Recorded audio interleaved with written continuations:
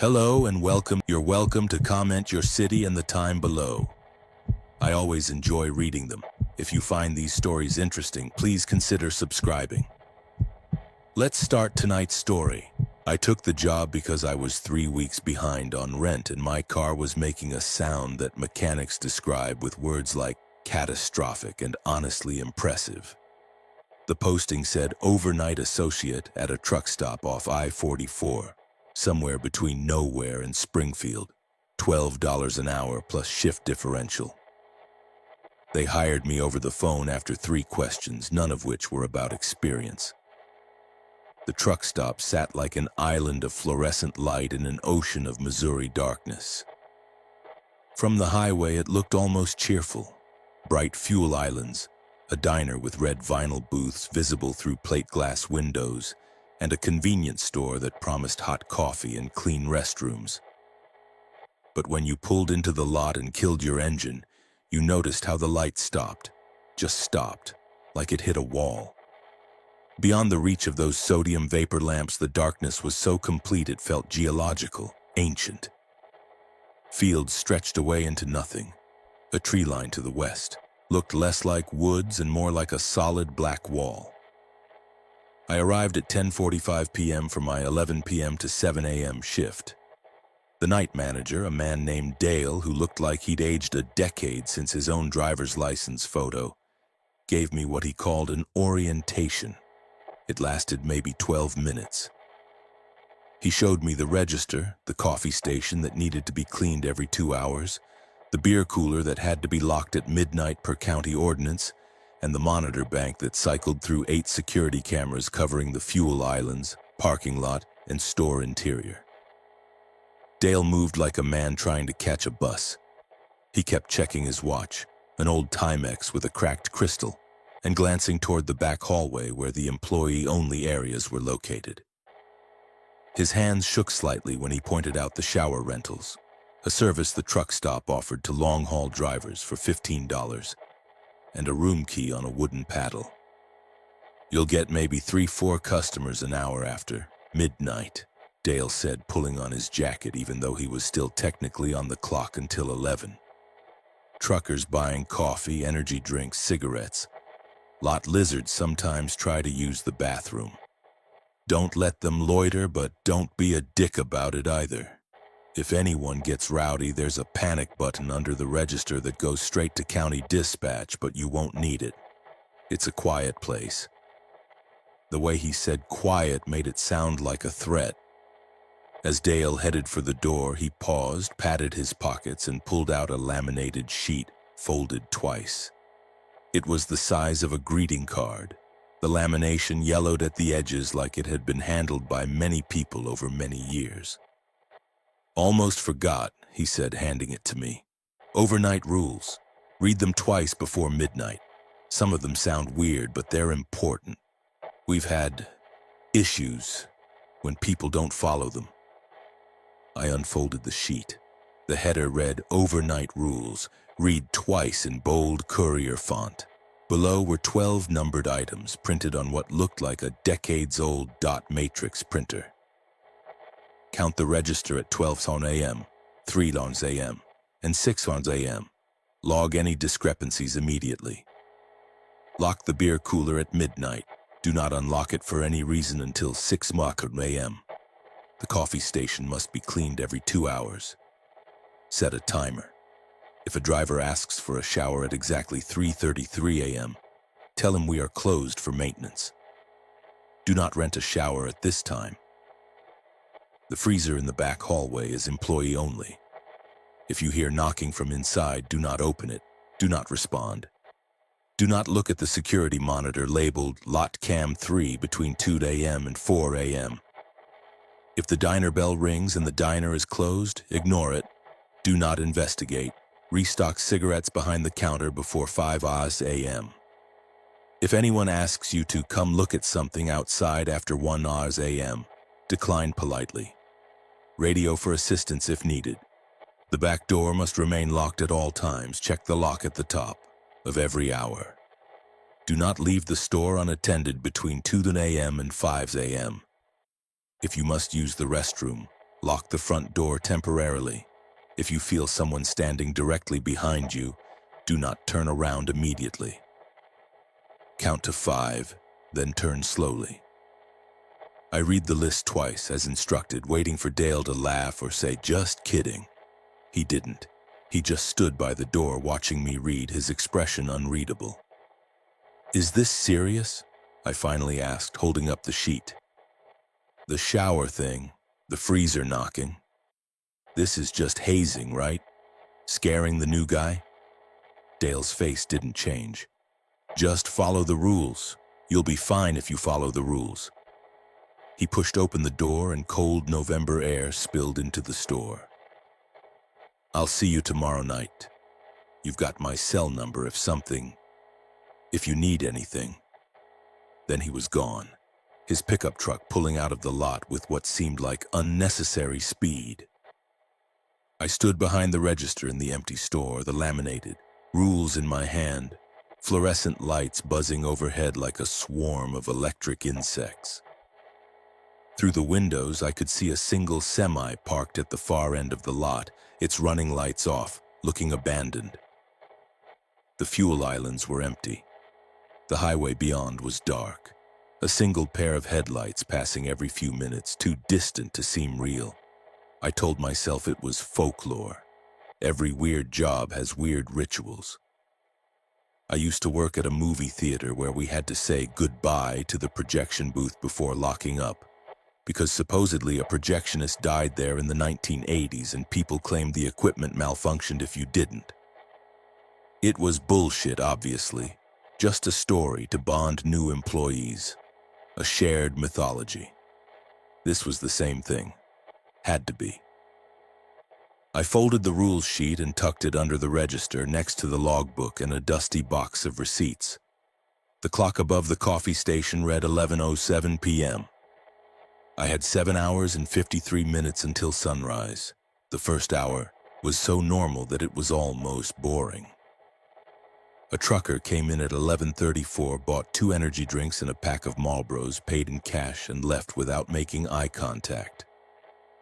A woman in nursing scrubs stopped for gas and a coffee around midnight, looking exhausted in the way only hospital workers on double shifts can look.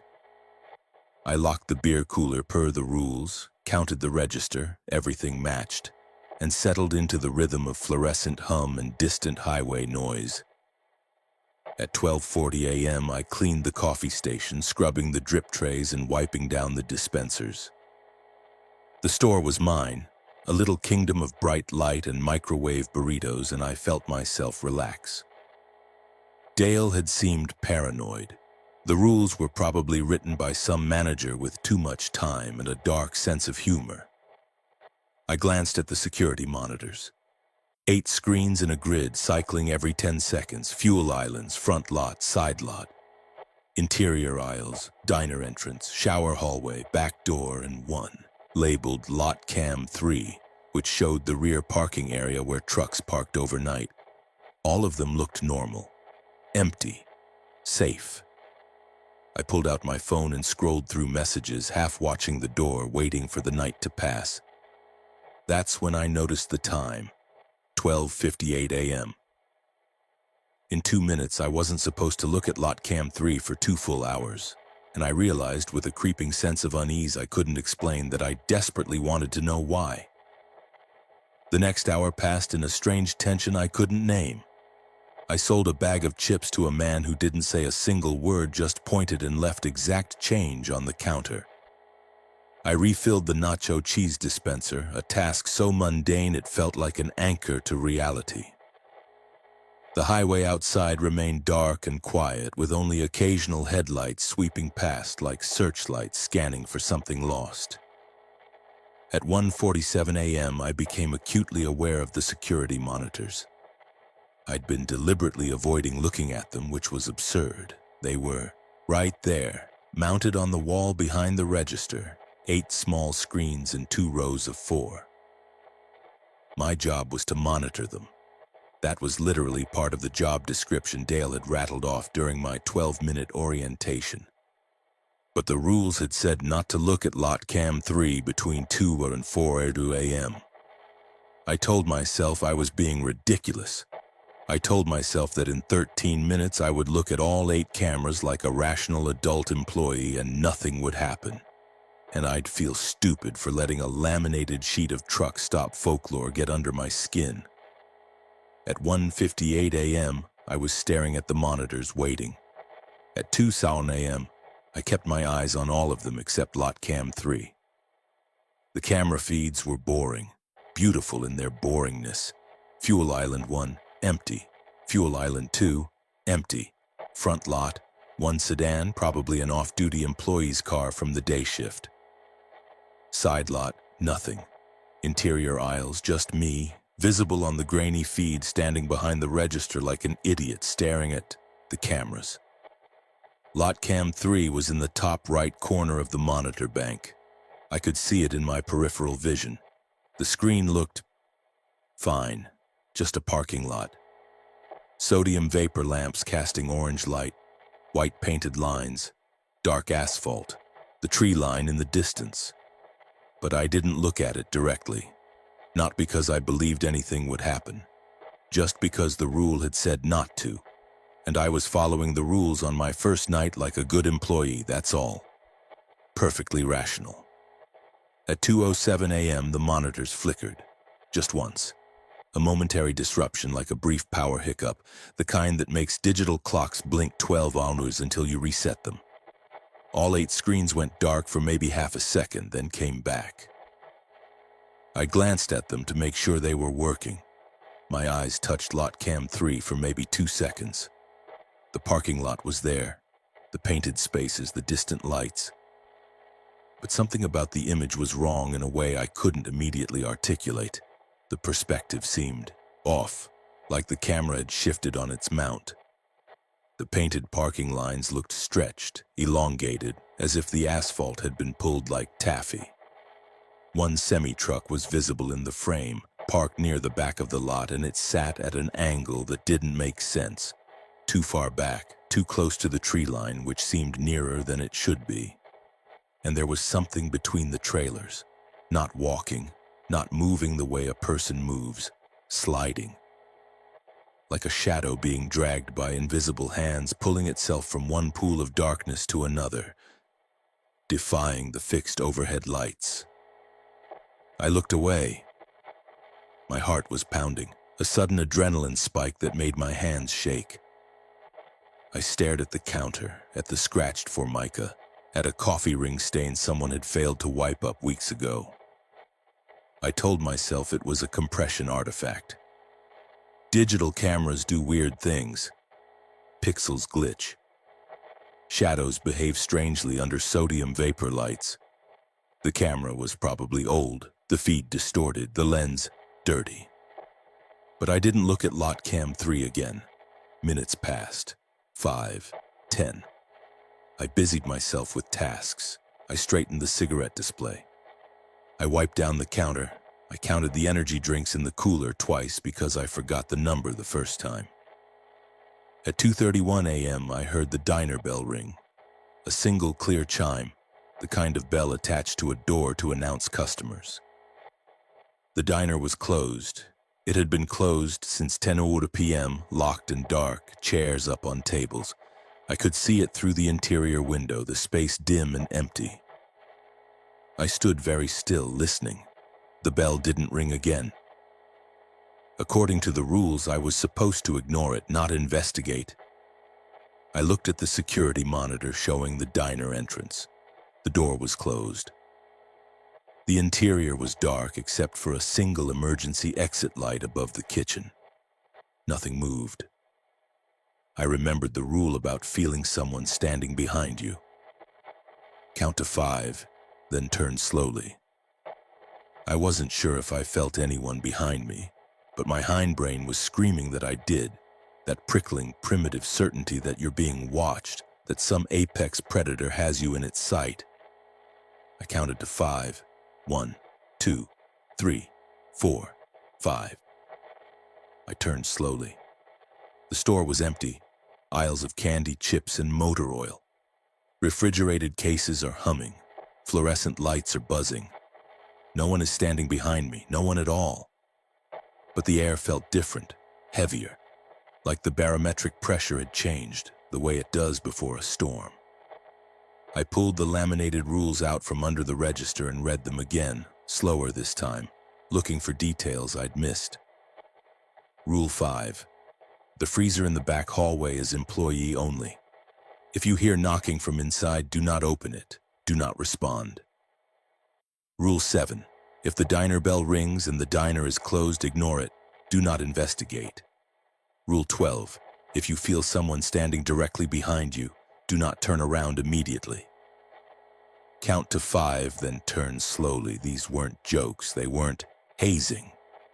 Someone had written these rules for a reason, refined them, laminated them, and handed them to every overnight worker. I checked the clock. 2:44 a.m. Lot Cam 3 would be off limits for another hour and 16 minutes. I decided I would not look at it, not once, not even by accident. I busied myself with inventory, counting cigarettes, marking clipboards, doing anything to keep my eyes on tasks and away from the monitors. At 3:15 a.m., I heard a sound from the back hallway. A soft, polite sound, knocking. 3 measured taps, evenly spaced, like someone asking permission to enter. Coming from the direction of the freezer. I stood behind the register, pen in hand, staring down the narrow hallway that led past the restrooms and the mop closet to the employee-only freezer. The knocking came again. 3 taps. Patient. Waiting. I did not respond. I did not move. I stood there, in the fluorescent brightness of the convenience store, surrounded by candy bars and lottery tickets, and I understood with cold certainty that the rules were not folklore. There were instructions for survival, and I had already broken one. At 3:22 a.m., the back door opened, and I nearly jumped out of my skin. It was Marcus, the overnight custodian. I'd forgotten Dale mentioned him during the whirlwind orientation, a part-timer who came in at 3 a.m. to clean the showers and mop the floors before the morning rush. He was maybe 25, wearing a faded band t-shirt under his work hoodie. Earbuds hanging around his neck, still playing music I could hear from across the store. "Jesus, you look like you've seen a ghost," Marcus said, grinning as he grabbed the mop bucket from the utility closet. "First night?" "Yeah," I managed, "just jumpy, I guess." "This place'll do that to you." He rolled the bucket toward the shower hallway, wheels squeaking. All this empty space, weird lighting, nothing but highway noise. Your brain starts inventing shit. I used to freak myself out all the time when I started. "Did Dale give you the rules?" I asked. Marcus laughed, the kind of laugh that said he'd heard this before. "Oh man, the fucking rules. Yeah, I got the rules.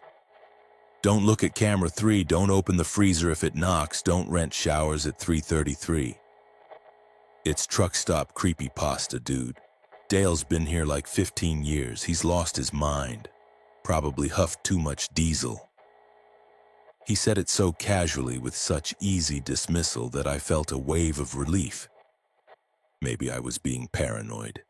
Maybe the shadow on Lot Cam 3 had been a glitch. Maybe the knocking was pipes, or the building settling, or some mundane explanation I was too tired to think of. "So you don't follow them?" I asked. "I follow the ones that make sense. Lock the beer cooler, count the register, and don't leave the place unattended. But the spooky shit?" He shook his head, still smiling.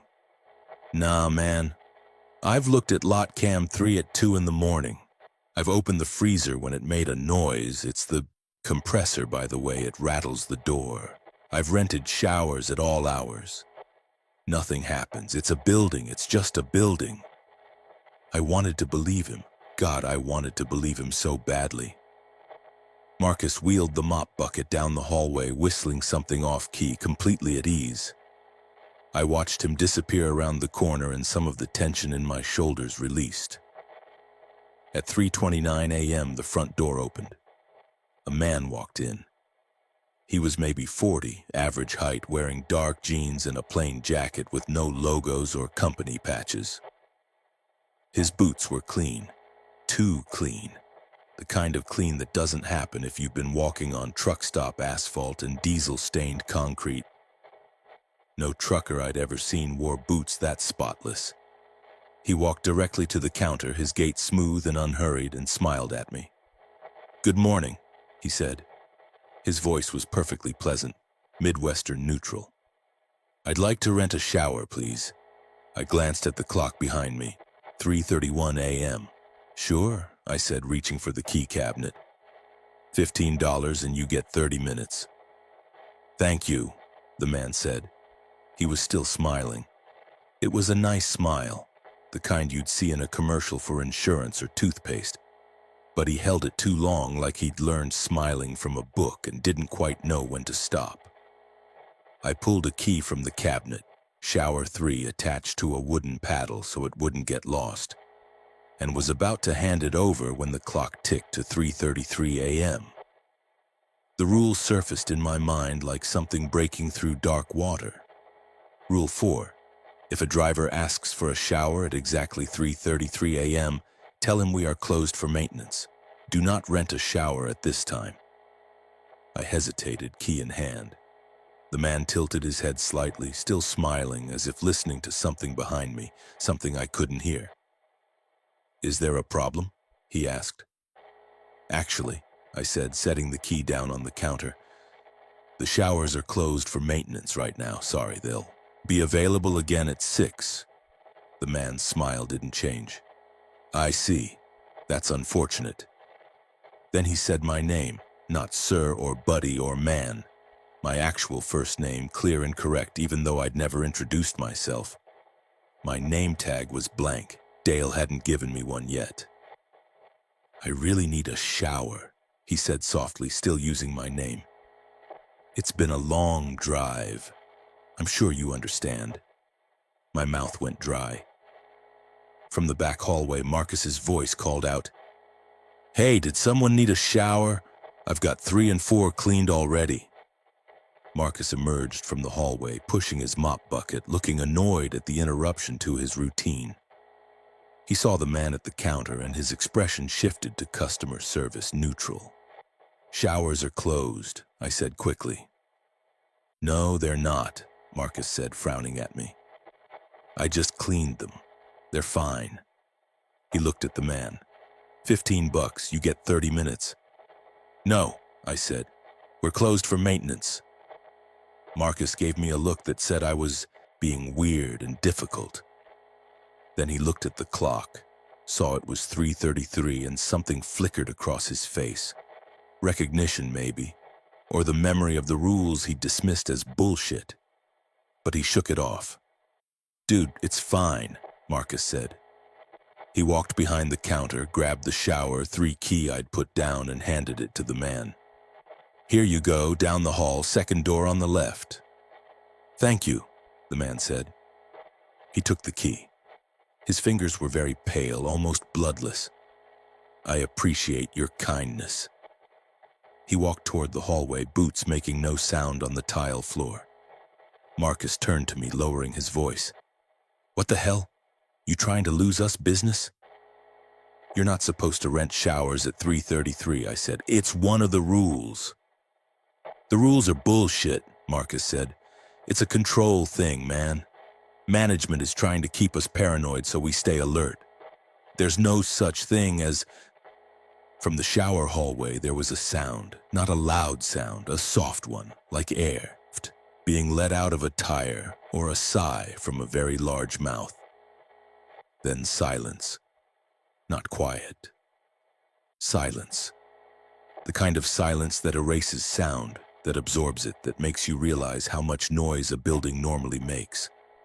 The hum of coolers, the buzz of lights, the distant highway, and how terrifying it is when all of that stops at once. Marcus looked toward the hallway. His cocky smile was gone. "I'm gonna check on him," Marcus said, but he said it like he was trying to convince himself. "Make sure he found the shower okay." "Don't," I said. Marcus ignored me. He walked down the hallway, footsteps echoing in a way they hadn't before as the walls had gotten farther apart. He reached the shower door. I could see him from the counter, silhouetted in the hallway's dimmer light, and knocked. "Hey man, you good?" Marcus called. No response. Marcus tried the handle. The door was unlocked. It swung open. I couldn't see inside from my angle, but I saw Marcus's reaction. He went very still, his shoulders tensed. Then he stepped into the shower room. The door closed behind him with a soft click. I waited. 10 seconds, 20, 30. The silence continued, thick and wrong. At 45 seconds, I heard a voice from the hallway. "Hey," it called. "Can you help me with something?" It was Marcus's voice. The cadence, the tone, exactly right. But I knew with an animal certainty deeper than logic that Marcus was not asking me for help. I backed away from the counter, eyes locked on the hallway entrance. "Hey," the voice called again, still pleasant, still perfectly mimicking Marcus. "Can you come here for a second?" The shower door was open. I could see it from where I stood, hanging ajar, darkness beyond it. And in that darkness, something was standing. Not Marcus. Something that had learned his voice. I grabbed the laminated rules sheet and read it again, hands shaking so hard the plastic rattled. The rules were not a joke. The rules were all that kept you from being the voice in the dark. I dragged a shelf in front of the hallway entrance. It wasn't a large shelf, just a wire rack that held windshield wiper fluid and antifreeze, but it was heavy, and it made me feel incrementally less exposed. The voice that sounded like Marcus had called out twice more, each time sounding slightly less patient before falling silent. I locked the front door, flipped the sign to closed, and turned off the exterior lights over the fuel islands. None of these actions were in the rules, but they felt necessary, like battening hatches before a storm. The clock read 4:02 a.m. I was allowed to look at lot cam 3 again. I didn't want to. I pulled the rule sheet from my pocket and stared at it, really reading it this time, looking for details I'd missed. The lamination was old, scratched, and in the right light I could see something underneath the printed text. Faint handwriting in blue ink, barely visible, like someone had written notes on the original before it was laminated over. I held the sheet up to the fluorescent light and squinted. Beneath Rule 4 in tiny script, they learn names from the receipts. Beneath Rule 6, the camera sees what's always there. Beneath Rule 12, it measures your fear by how fast you turn. These weren't official annotations. Someone had written them by hand long ago, and someone else had preserved them by laminating over the notes. Instructions within instructions. Warnings written by people who'd survived. I set the sheet down and looked around the store, really seeing it for the first time. How old was this place? The floor tiles were vintage, scuffed and faded. The drop ceiling had water stains that suggested decades of minor leaks. The register was a modern touchscreen, but it sat on a counter that looked original to the building. Formica with a boomerang pattern that screamed 1960s. I went into the back office, a cramped room with a desk, a filing cabinet, and a corkboard covered in OSHA posters and shift schedules. I started opening drawers.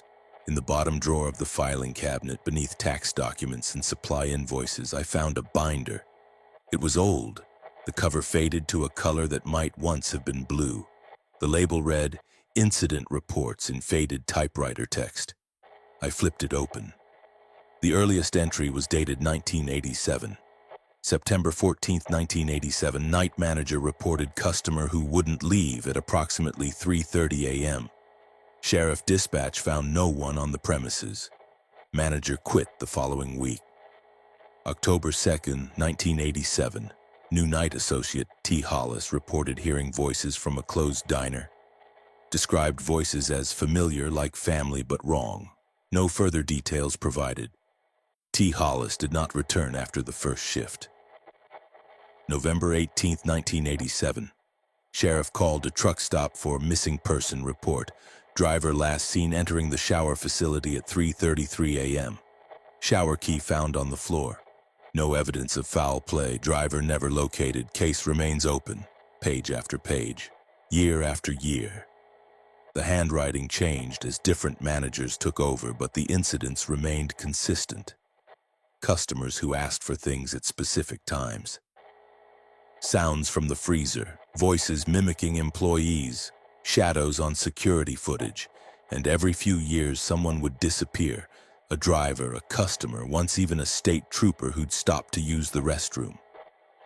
The reports were written carefully, clinically, like the authors were trying very hard not to describe what they'd actually seen. Phrases like unusual occurrence and unexplained phenomenon appeared again and again, euphemisms wrapped around terror. In 1993, a manager named Patricia Chen had written a longer entry. After reviewing 15 years of incident reports, I believe this location is not haunted in the traditional sense. The building is not the source. The land is. Local Historical Society confirms this site was avoided by indigenous travelers. No campsites, no artifacts, no evidence of habitation. Early, settlers called it the Dead Stretch because livestock would refuse to graze here. The truck stop was built in 1962 despite local opposition. Since then, patterns have emerged. The incidents cluster around specific times and behaviors. It's as if something here has learned to interact with human schedules and routines. It tests boundaries. When those boundaries are enforced, it retreats. When they're violated, it feeds. I have compiled a list of rules based on incident analysis. These rules will be provided to all overnight staff effective immediately. Clipped to the page was a photocopy of the first version of the rules. Only 8 items, handwritten, less refined than the laminated version I carried. But the core instructions were there. Don't rent showers at 3:33 a.m. Don't open the knocking freezer. Don't look at lot cam 3 during certain hours. The binder continued into the 2000s. Fewer disappearances, more near misses. The rules had been refined, expanded, perfected. When followed, they worked.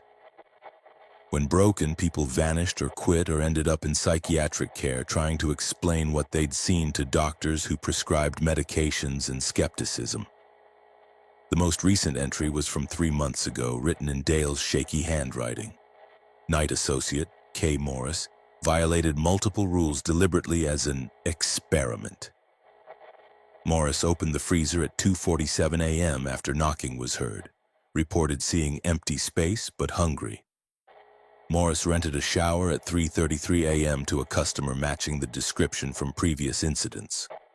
Did not return to the shift. The county police investigation found no evidence of Morris after she left the store. Security footage shows her walking toward the back lot at 4:15 a.m.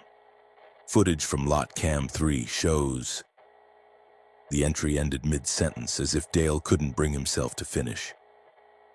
I closed the binder carefully and put it back in the drawer. Outside, beyond the darkened fuel islands, I heard a sound that made my blood freeze. A diesel engine. Idling. Deep and patient, the distinctive rumble of a big rig. I went to the window and looked out at the back lot. No trucks were parked there. The lot was empty, but the sound continued, steady, close, like it was just beyond the range of the lights, sitting in the darkness between the pavement and the tree line. I pulled out the rules and found the note I'd seen beneath the laminate. Count to 60. If still idling, turn off inside lights and hide. I counted. At 60 seconds, the engine was still running. I reached for the light switches behind the counter. And that's when every light in the building flickered, dimmed, and came back at half strength, as if something enormous had drawn power from the grid. The diesel idle grew louder, closer, impossible to locate. And on the security monitor, lot cam 3 showed the parking lot stretching longer than it should.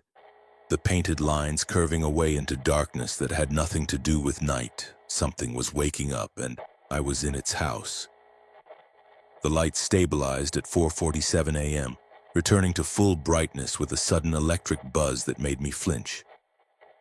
The diesel idle stopped as abruptly as it had started, leaving behind a silence that felt like held breath. I stood in the store, behind the counter I'd never left, shelf still blocking the hallway, waiting for something else to happen. At 5:03 a.m., the front door rattled. I'd locked it, but someone was testing the handle, pulling gently, persistently.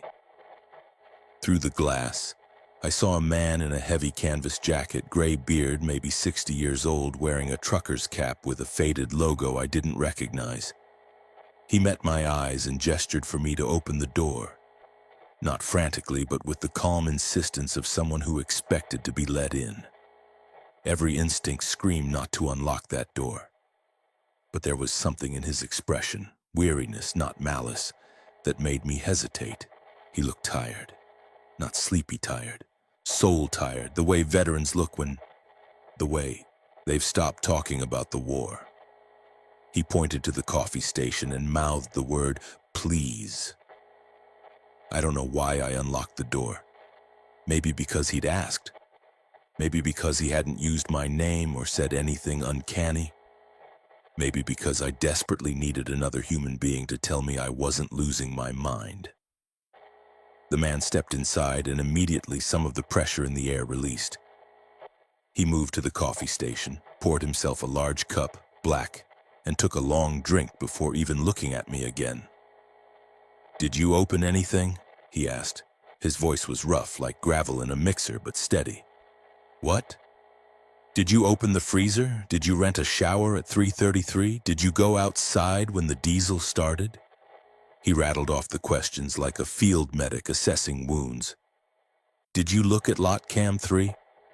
I swallowed. I glanced at it for like 2 seconds, around 2:07. The man closed his eyes briefly and nodded. "But you didn't stare. Didn't engage with what you saw. No. And you didn't rent the shower." "Someone else did," I said. "Marcus, the custodian. He gave the guy the key, and then Marcus went into the shower room," the man finished, "and didn't come out." "How did you know?" The man took another drink of coffee, grimaced like it hurt going down. "Because this happens, not every night, not even every month, but it happens enough. You're new.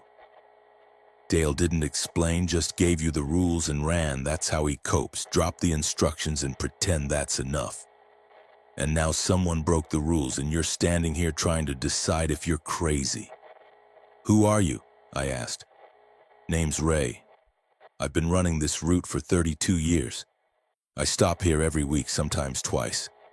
I knew the manager who wrote the first rules.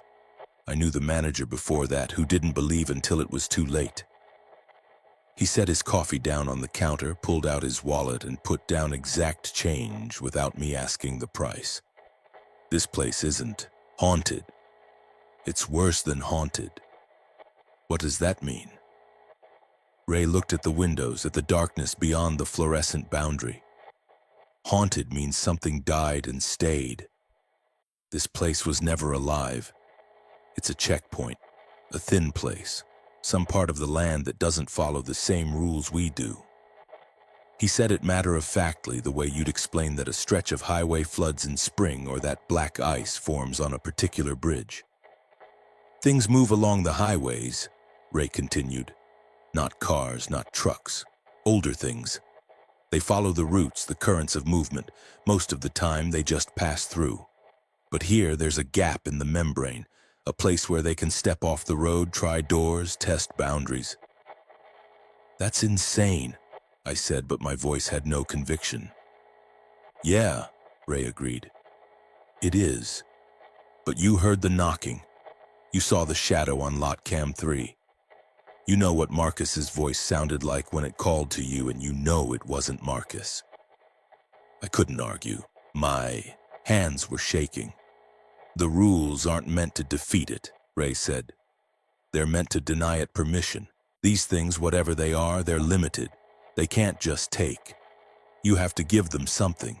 Attention, acknowledgement, invitation. You rent the shower at the wrong time. You're inviting it in.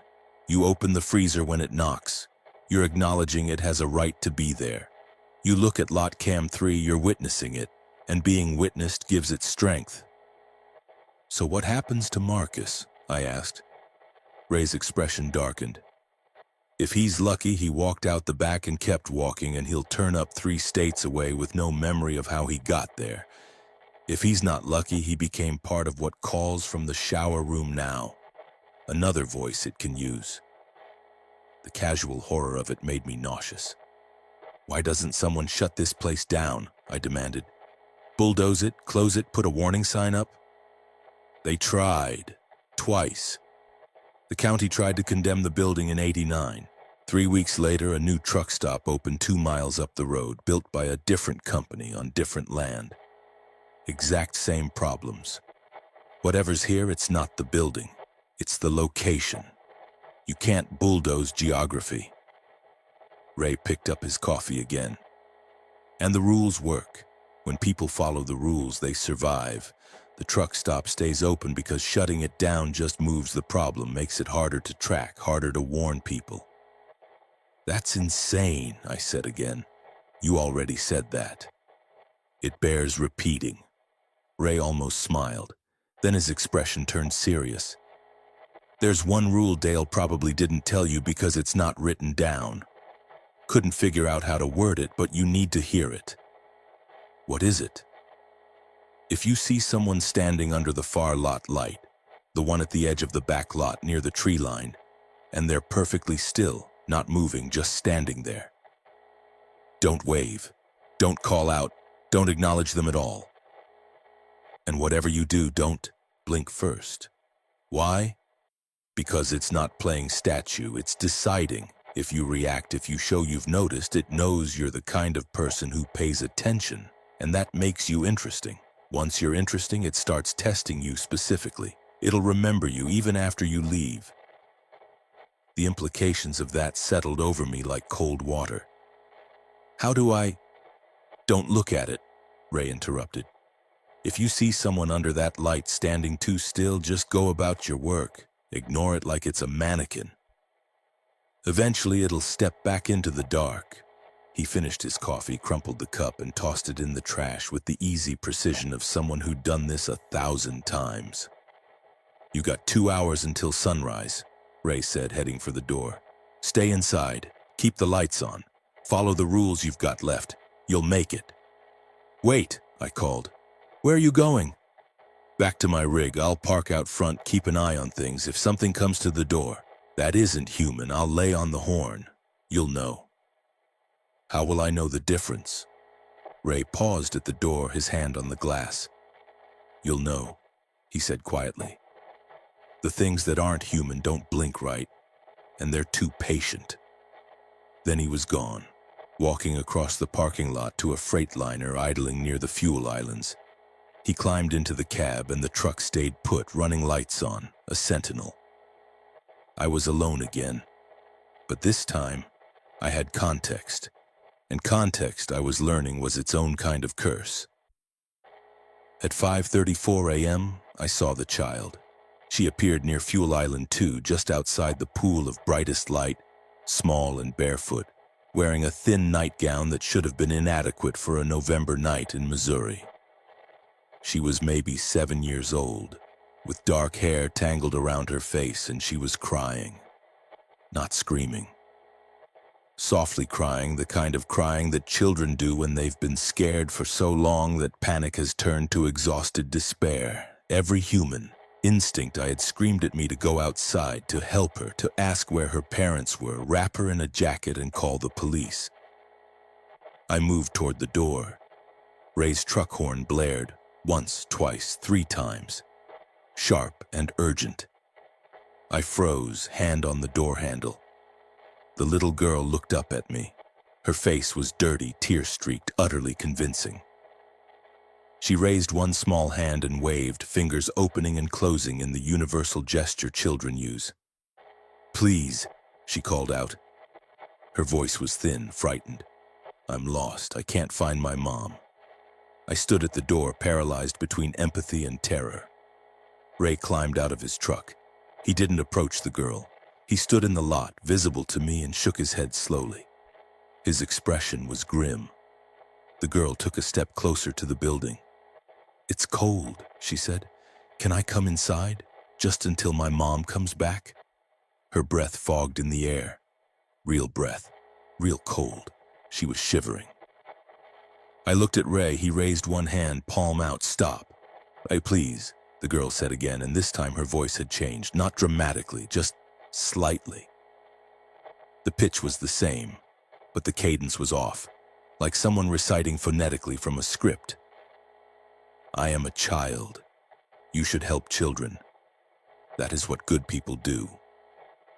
The words were right, but the way she said them was wrong, too formal, like something translating human behavior from a manual.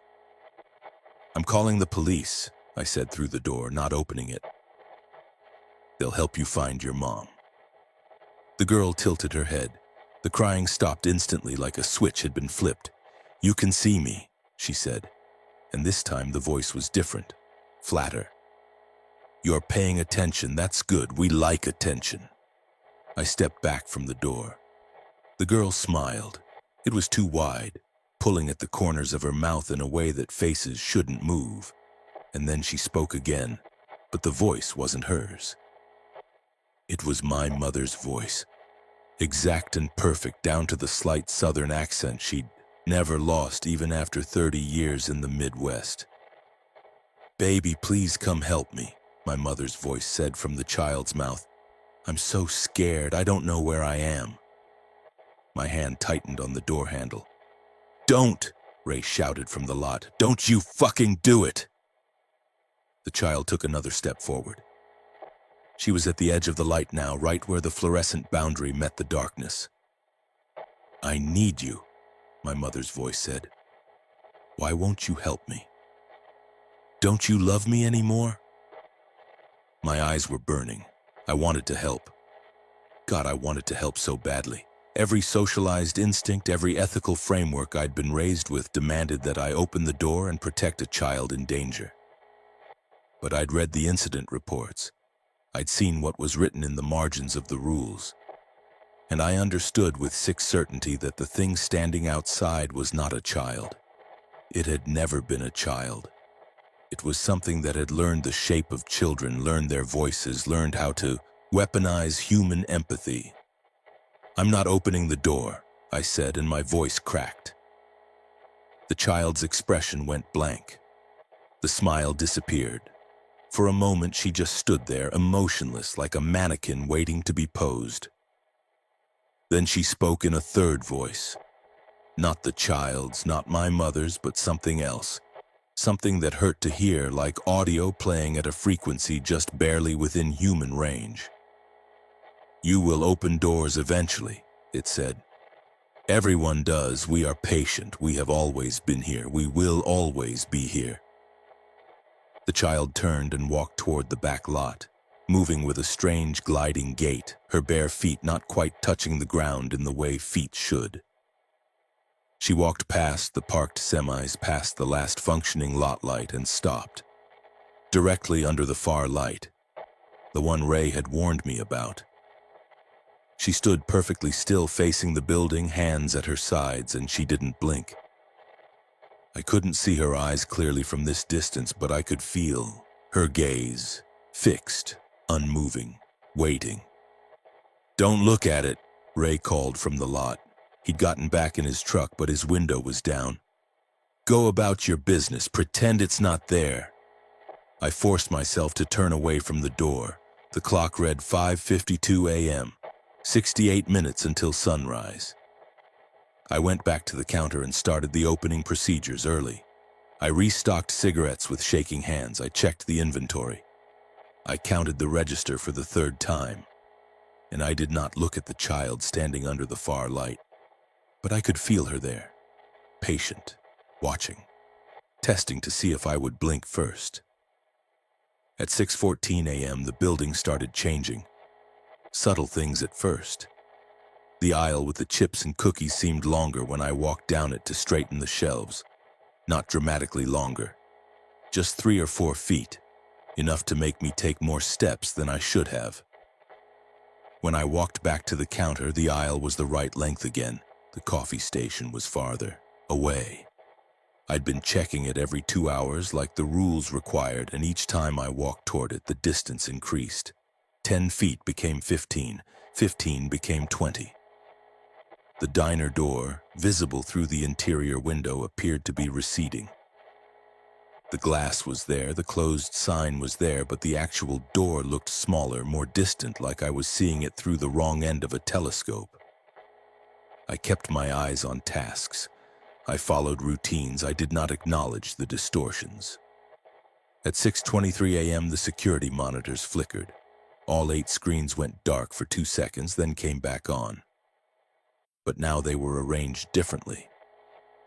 Lot Cam 3 was in the center, larger than the others, even though the monitors themselves hadn't physically moved. I tried not to look at it. The feed showed the back lot, the painted parking spaces, and the distant tree line. And in the lower corner of the frame, I could see the far lot light.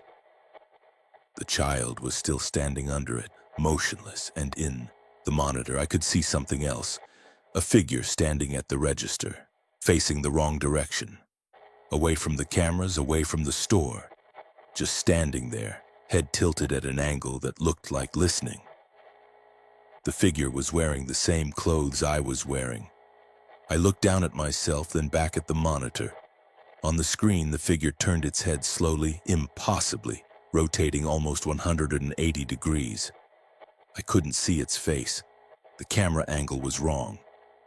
But I knew that if I looked at Lot Cam 3 directly, if I made eye contact with the thing on the screen, something would change irreversibly.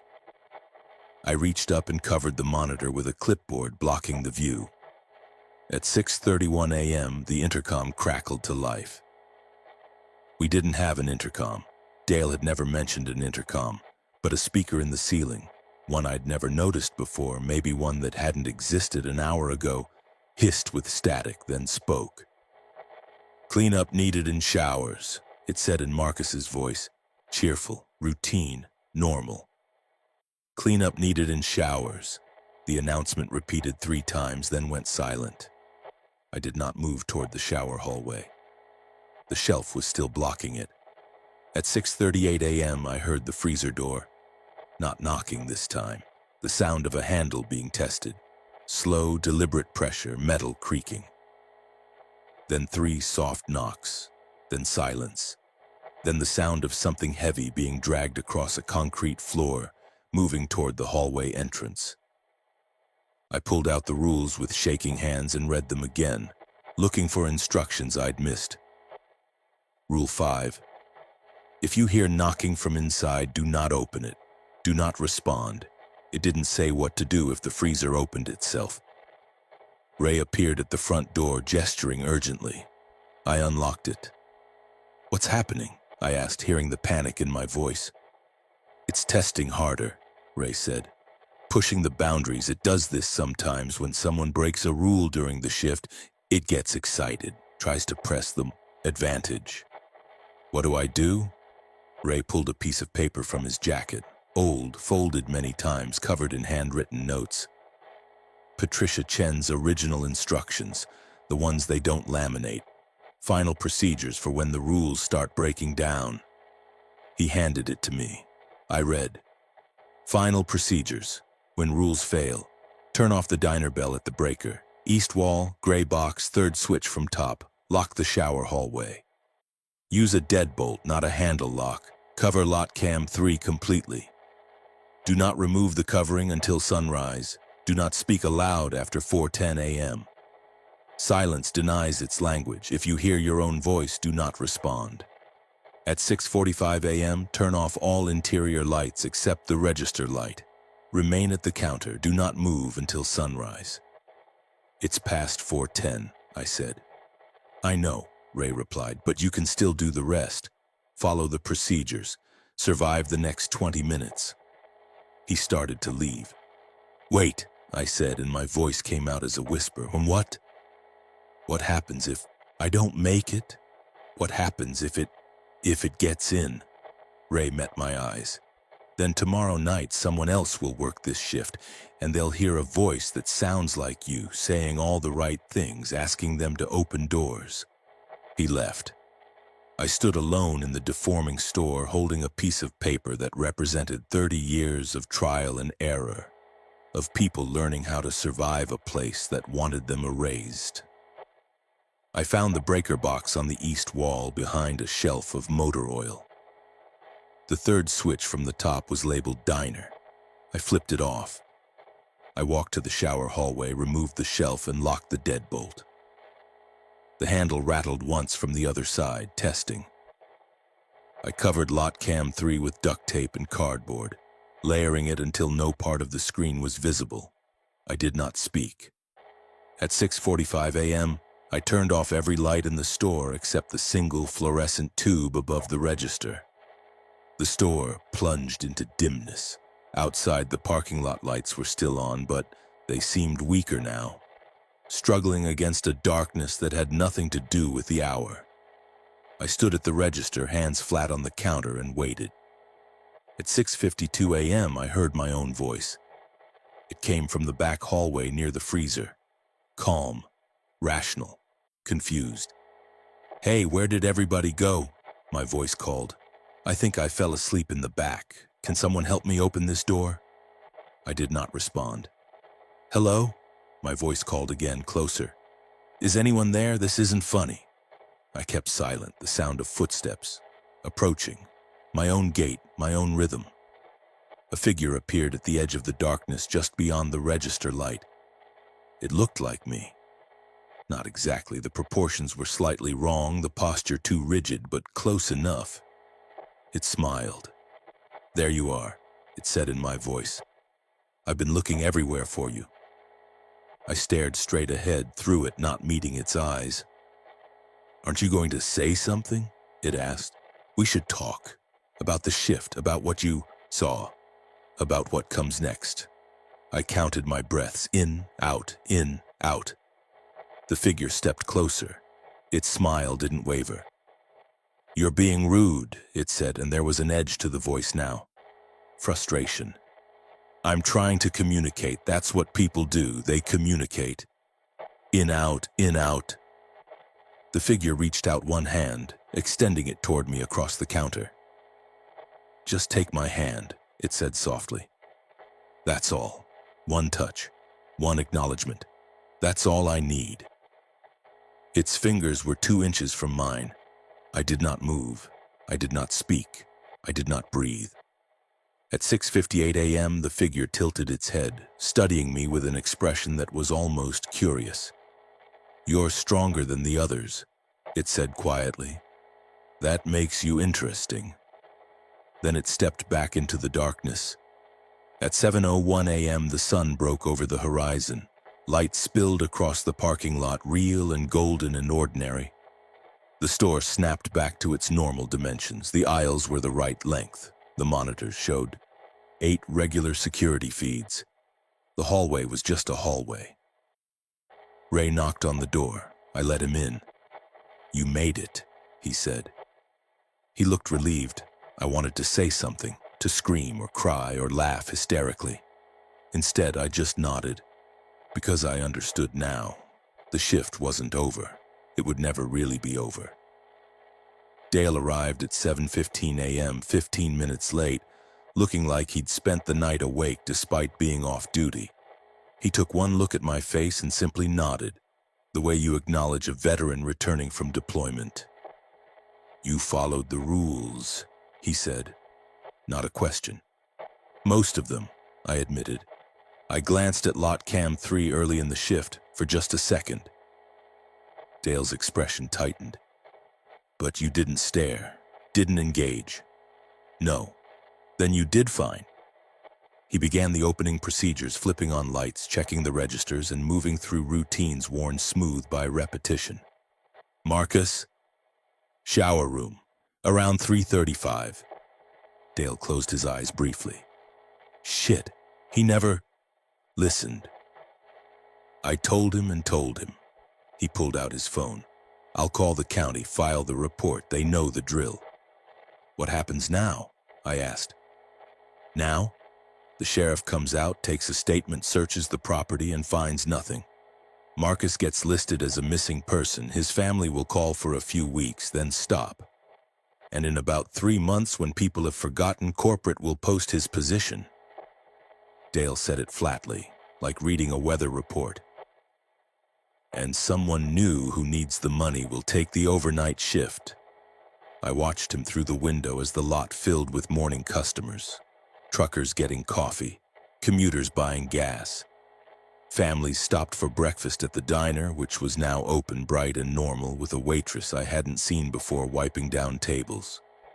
Everything looked so ordinary, so safe. "I'm quitting," I said when Dale finished his call with the county. "No, you're not," Dale replied calmly. "Excuse me? You can quit," he said, pulling out the employment contract I'd signed over the phone. "But you're required to give 2 weeks' notice, and those 2 weeks have to include overnight shifts. It's in the fine print, corporate policy." I snatched the paper and read it. He was right. Buried in the 3rd paragraph of the employment terms. Termination of employment requires 14 days' notice, during which the employee must fulfill all scheduled shifts, including overnight assignments. "That's illegal," I said. "You can't force someone to work." "You can quit anytime you want," Dale said. "Just not immediately. And if you don't work your scheduled shifts, it's job abandonment. You forfeit your last paycheck and we report you to the state. Affects unemployment benefits." It was a trap, a bureaucratic legal trap that gave teeth to something that should have been a simple choice. "You did this," I said. "You knew. You hired me knowing what this place is, and you put me on overnight without explaining." "I gave you the rules," Dale said quietly. "That's all anyone gets. That's all that helps." "Marcus died." "Marcus broke the rules," Dale interrupted, "on purpose. Because he thought he knew better. You didn't. You survived. That's the difference." I stared at him. This exhausted man in his 50s who'd been managing a truck stop for over a decade, feeding people into the machine one overnight shift at a time. "Why do you stay?" I asked. Dale looked out the window at the parking lot, at the morning sun illuminating ordinary asphalt and painted lines and trucks that were just trucks. "Because if I leave, they'll hire someone else who doesn't know, who won't warn people, who won't maintain the rules." He turned to me. "I stay because someone has to, someone who understands." Ray stopped in before leaving, his rig loaded and ready. He bought another coffee and paid exact change. "You'll be back tonight?" he asked. "I don't have a choice," I said bitterly. "Everyone has a choice," Ray corrected. "But every choice has consequences. You could walk away, lose the money, take the hit to your record, or you could work your 2 weeks, follow the rules, and leave clean." He took a sip of coffee. "But here's the thing they don't tell you. Once you've survived a full overnight shift here, once you've been noticed, it doesn't always stay at the truck stop." My blood went cold. "What do you mean?" "I mean, it learns patterns. Your patterns. Where do you go at night, when you're alone? What your routines look like." Ray's voice was low, meant only for me. "I've been doing this route for 32 years. The first 5 years after I started stopping here, I'd see things at home, hear things, shadows in the wrong places, voices outside my window at 3:33 a.m. Jesus Christ! I learned to extend the rules, not just here, everywhere. Don't answer the door after midnight. Don't look at mirrors in the dark. Don't respond to familiar voices calling from empty rooms." He set down his empty cup. "After a while, it gets bored and moves on. Test someone else. But that first year, you'll need to be careful." He left and I watched his truck pull onto the highway, back into the flow of traffic and normal life in places where the rules didn't apply. Except now I knew better. The rules always applied. You just didn't notice them until it was too late. I went home at 8:30 a.m. after the day shift arrived and the store was full of sunlight and customers. I drove the 15 miles to my apartment, parked, and sat in my car for 10 minutes before I could make myself go inside. My apartment looked the same. Small, cramped, full of unpaid bills and laundry I'd been meaning to do. Safe, normal. I closed all the curtains. I checked every door lock, every window latch. I set timers on my phone, one for sunset, one for midnight, one for 3:33 a.m. I tried to sleep, but every sound made me jolt awake. The building settling, the refrigerator humming, the couple upstairs walking across their floor. At 3:33 p.m., my phone rang. Unknown number. I stared at it, heart pounding, and let it go to voicemail. The voicemail notification appeared. I played it, static. Then a sound, distant, mechanical, familiar. A diesel engine is idling, and underneath it, so faint I almost missed it, a voice. Not words. Just the suggestion of words, like someone speaking in a language that predated language. I deleted the voicemail. At 6 p.m. I got a text from Dale. Your shift tonight is 11 p.m. 7 a.m. Be on time. At 10:30 p.m. I got dressed for work, checked my pocket for the laminated rule sheet I'd taken home, and walked to my car. The truck stop was visible from half a mile away, an island of light on the dark highway.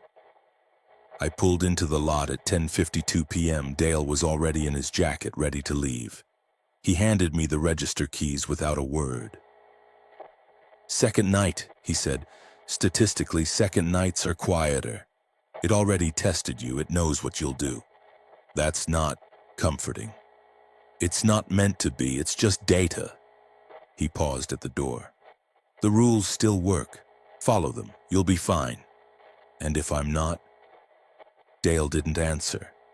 He just left, his truck pulling away with the same hurried urgency as the night before. I stood behind the register alone again, watching the darkness press against the windows.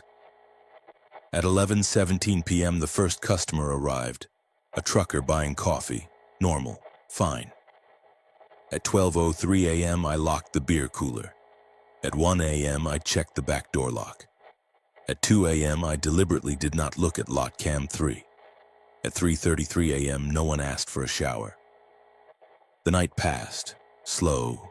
Uneventful, almost boring. At 6:45 a.m. I realized I'd been holding my breath for hours. At 7 a.m. sunrise came and Dale arrived, and I was still there. Still alive, still employed, still trapped in a routine that would repeat 13 more times before I was free. If I were ever free, because Ray had been right. At 3:33 a.m. and while I'd been standing at the register following the rules, staying silent, I'd heard something outside my apartment window. Not at the truck stop. At home, 15 miles away. A sound like knocking. 3 soft taps, polite and patient, asking permission, waiting for an answer. And I understood with cold certainty that the overnight shift had followed me home. The rules weren't just for the truck stop. They were for the rest of my life.